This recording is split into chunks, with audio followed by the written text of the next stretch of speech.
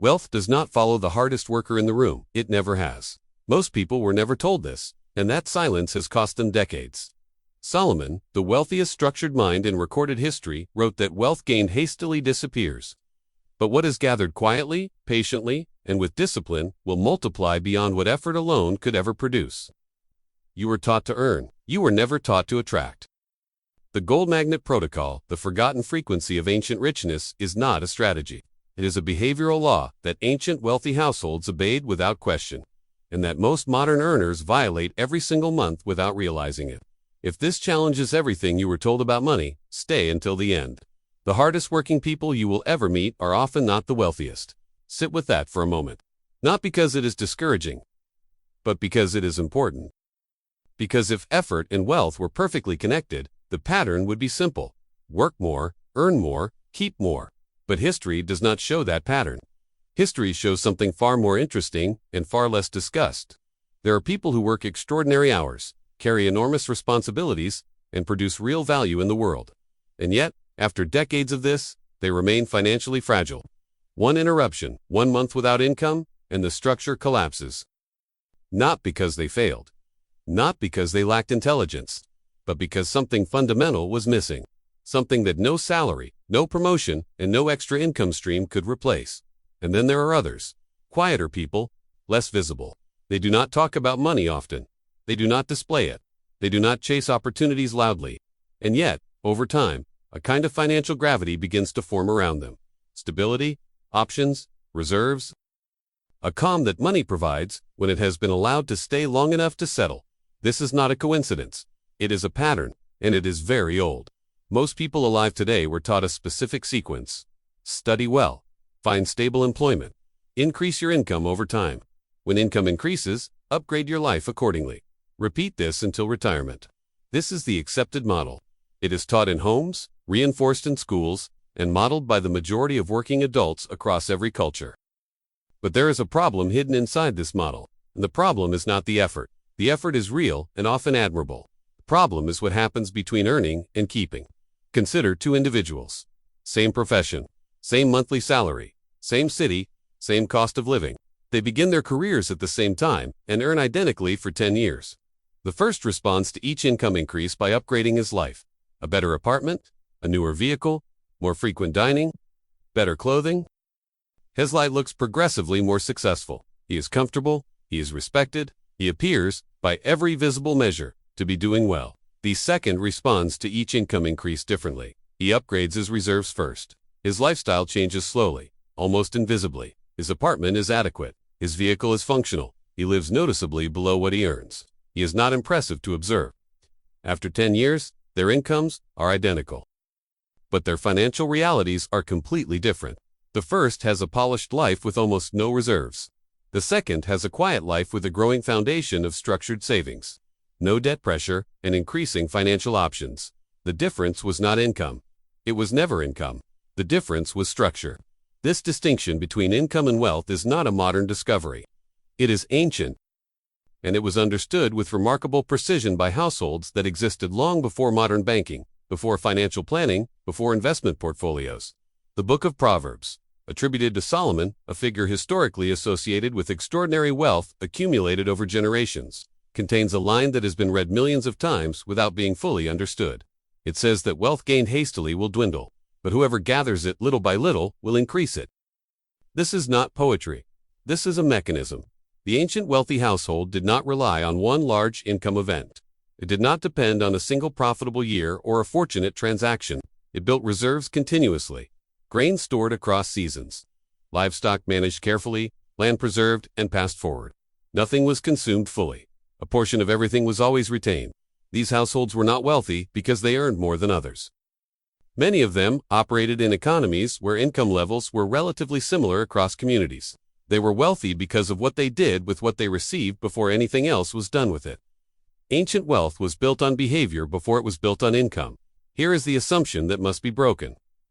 And it must be broken clearly, because it is the assumption that keeps the most financially active people permanently fragile.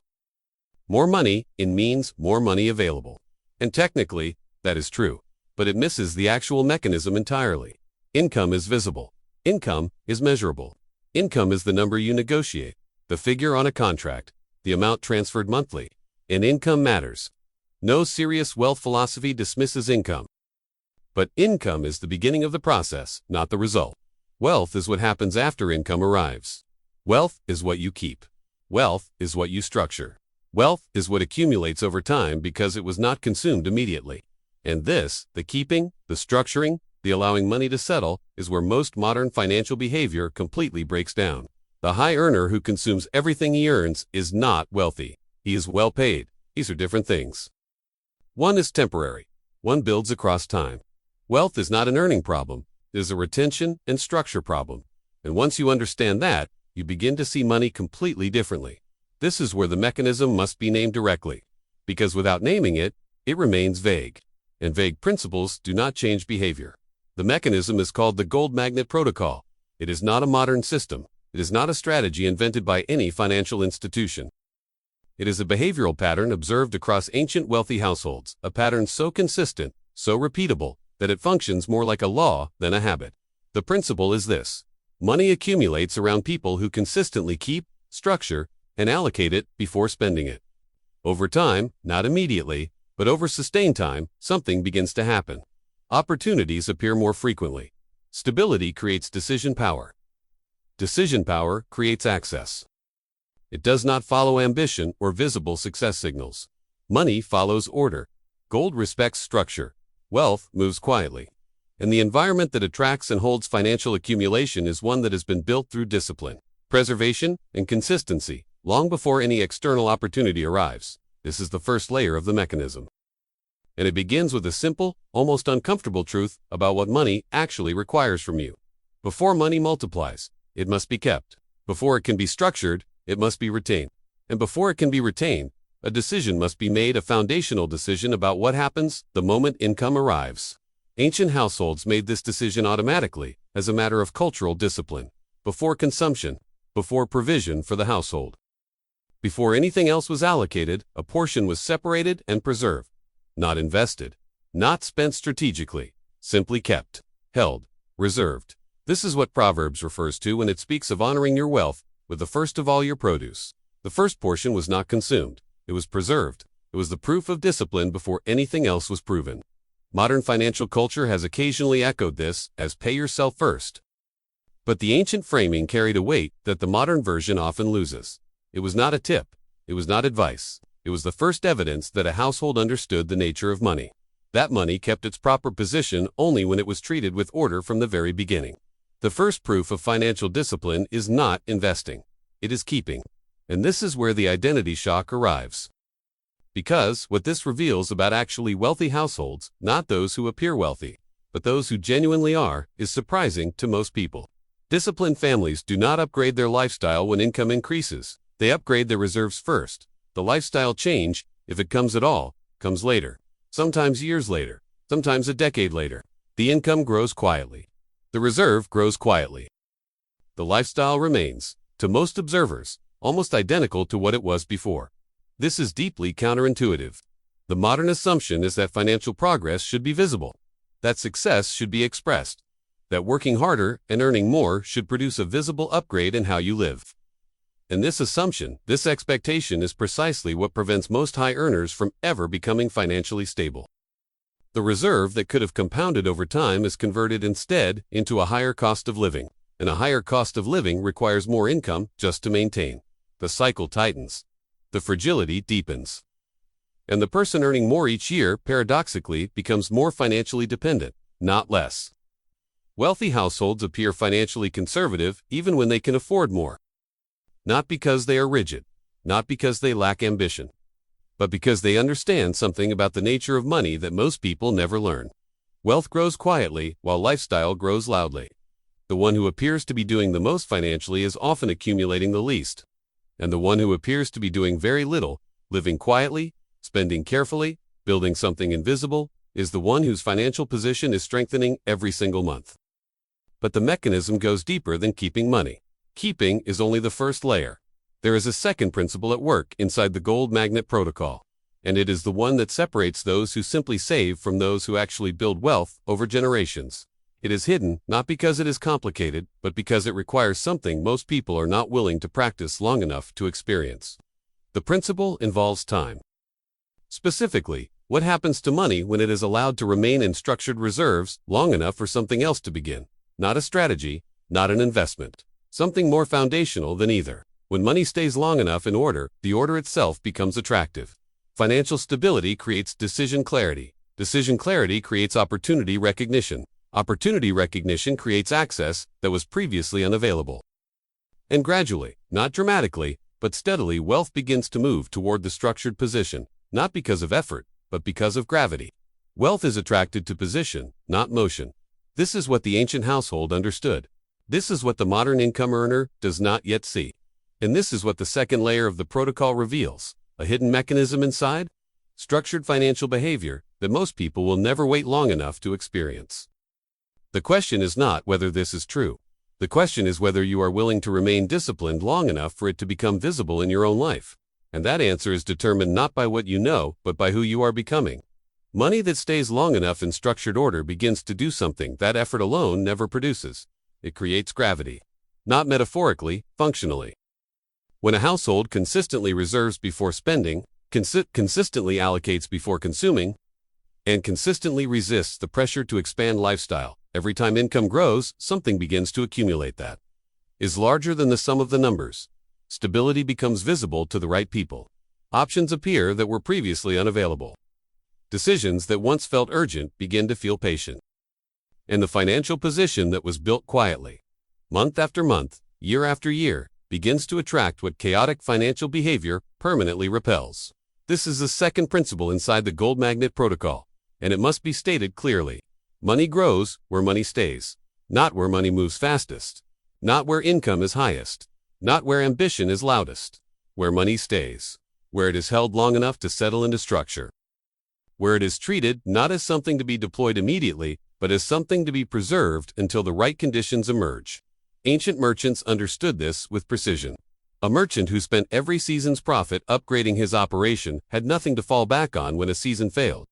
A merchant who consistently reserved a portion regardless of how profitable the season was had the capacity to survive disruption and the positioning to act decisively when opportunity appeared. He was not smarter, he was not luckier, he was simply structured. And structure, over time, created an advantage that intelligence alone could not manufacture. Retention time is more important than income size. This is the hidden variable that most modern financial thinking ignores entirely. Here is what retention time actually means in practice. Because principles without application remain philosophy, and this one has a very specific, very observable effect on financial behavior. To workers. Same salary, same city, same starting point. The first treats his income as a resource to be fully deployed each month. Builds lifestyle, small luxuries, occasional savings when something is left over. The second treats his income as a system. Fixed allocation first. Reserves separated before lifestyle is funded. Spending decisions made from what remains after structure is honored. After 1 year, the difference is small. After 3 years, the difference is meaningful. After 10 years, the difference is the gap between financial fragility and financial freedom. The first worker has lived well. His life has been comfortable and often enjoyable, but he has no reserve of consequence. One significant interruption, a job loss, a health event, an unexpected expense, and the structure collapses immediately. He has been earning for a decade and has almost nothing that could sustain him through difficulty. The second worker has lived adequately, but he has accumulated a reserve that functions like a financial foundation. That reserve generates stability. That stability generates clarity. That clarity has allowed him to make 1 or 2 significant financial decisions, not because he was chasing opportunity, but because the opportunity was visible to him in a way it could not be to someone operating from scarcity. Wealth grows quietly while lifestyle grows loudly. One of these men looks more successful. One of them is more financially free. They are not the same person. Now comes the part of this that most people resist. Not intellectually. The logic is clear. They resist it practically.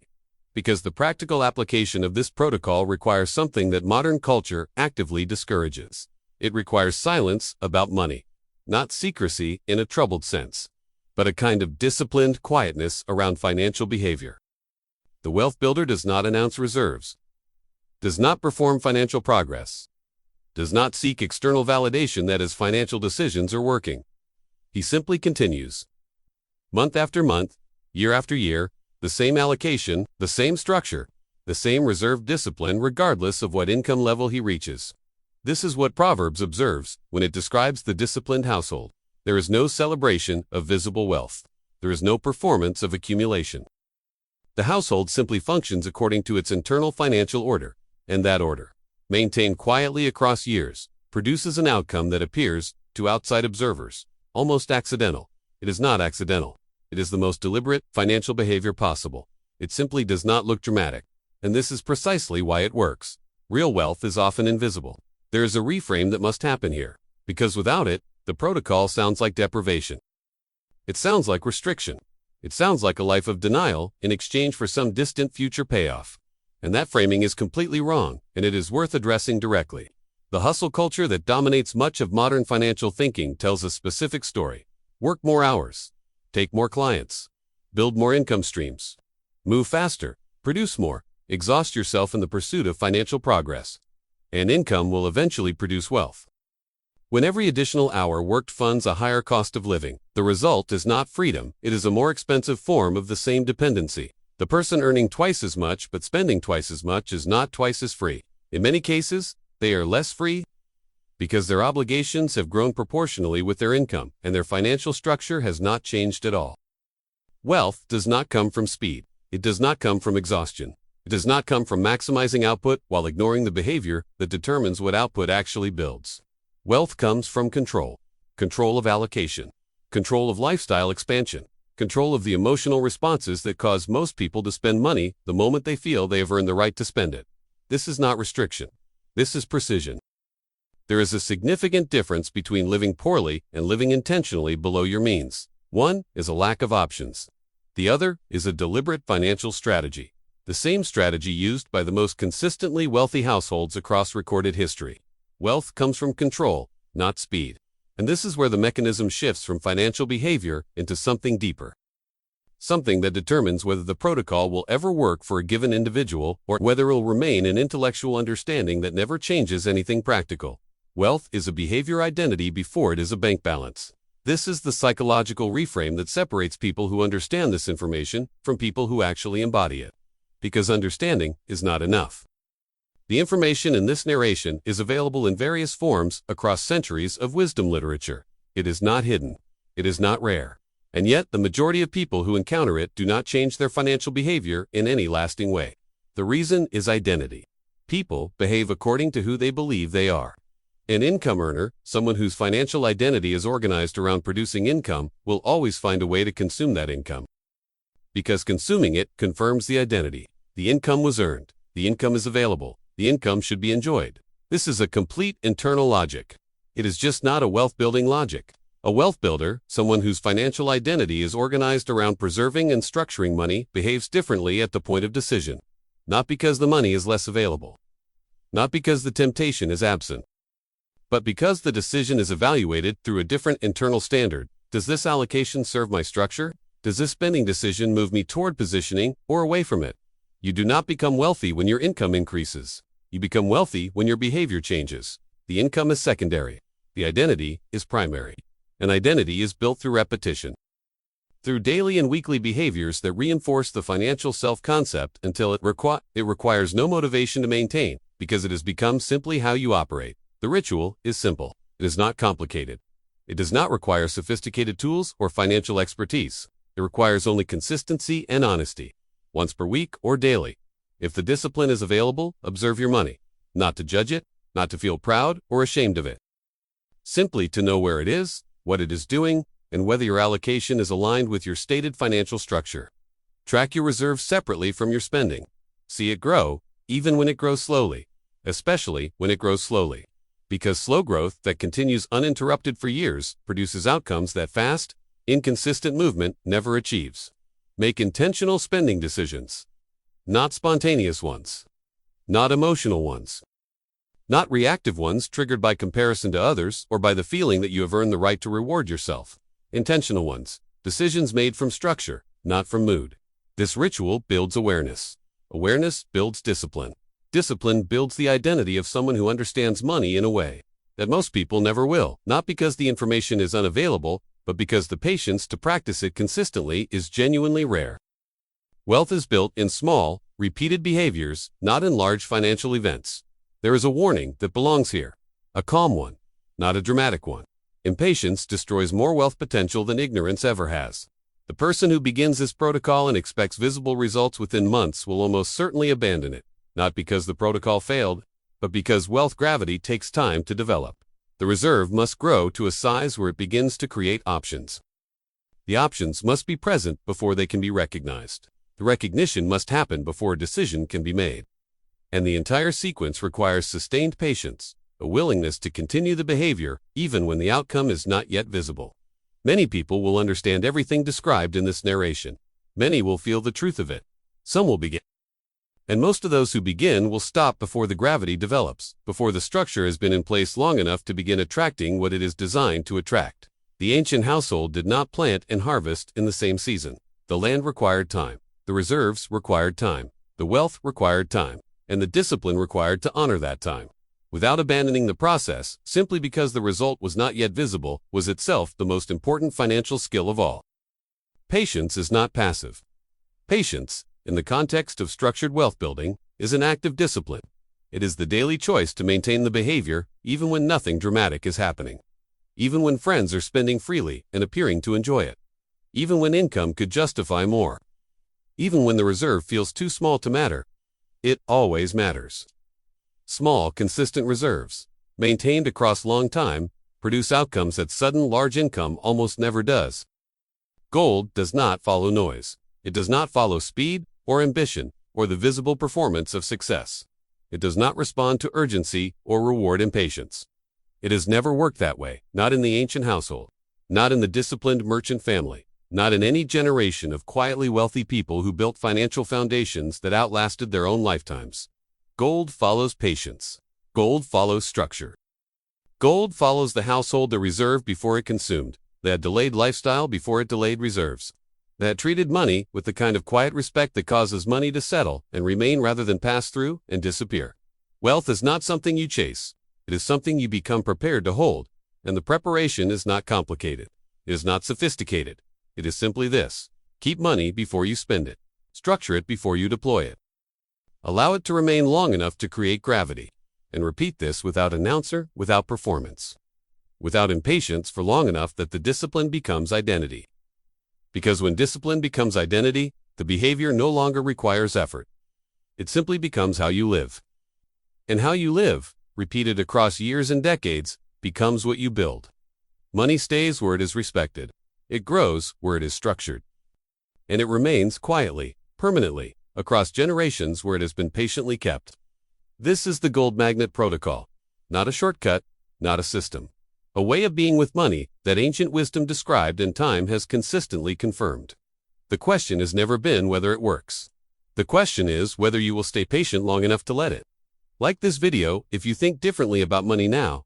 Subscribe for more ancient wealth philosophy. Comment below. Are you an income earner or a wealth builder?